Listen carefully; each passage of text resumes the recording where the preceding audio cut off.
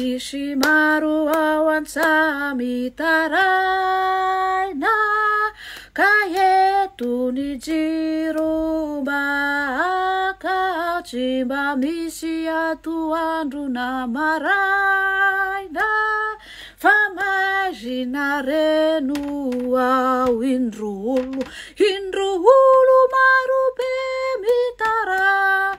Miarabantsika rehetrarehetra amin'ny anaran'i Jesosy Kristy ny fiadanan'ny tompony ho amintsika tsirairay avy iny ny Berteleminy miaraka aminareo androany hampianatra anareo ny tokony fomba fitondran-tenantsika amin'ny maha-kristianina dia tokony fitondran-tena tsy misy pentina tsy misy kilema dia hampianatra anareo andray zany eto amin'ity direct ity ka partageo ny direct atsika misy anankiroa tsika zao mijery ny direct eto miarabantsika tsirairay avy amin'ny anaran'i Jesosy Kristy tompo hampianatra anareo tena fitondran-tena mendrika sy akasitrahan'Andriamanitra eto amin'ity tambazotra ny devoly ity.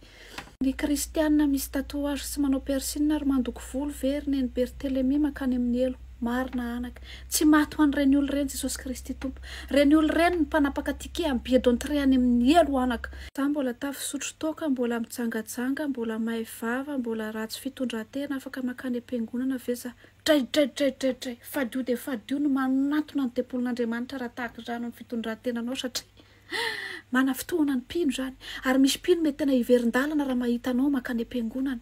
Azon'ny kristianina atao ve milaza ny tsirariny sy ny fanarota-pahefana misy eto amin'ny firenena. Anaka akipio ny masonao dia hotiotsita ny zavatra misy rehetra satria raha manatanteraka an'izany ianao dia tsaro fa ianao no mitarika ny olona voalohany makany amin'ny elo ianao ny tête de cortège makany amin'ny elo satria mazava ny tenin'Andriamanitra dia ny hoe raha misy mamelaka ny takolaka ao ankavanana dia omeo ny ankavia, raha misy mamelaka ny ankavia dia omeo ny ankavanana. Avy eo ianao afaka manao compétition ana felaka international. Ahoana ny ataontsika kristianina mba ho tony rehefa mahita fa misy volamena mivoaka isan'andro ao amin'ny firenena.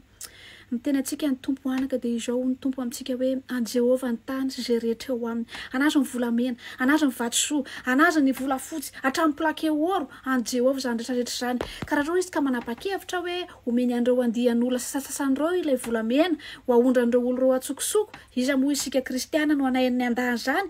Mety hoe fianakaviam-bery Jehovah zareo, mety koa Germain Abraham. Tena tsy zaka intsony ilay vidim-bary efa te hitrotra mafy anaka.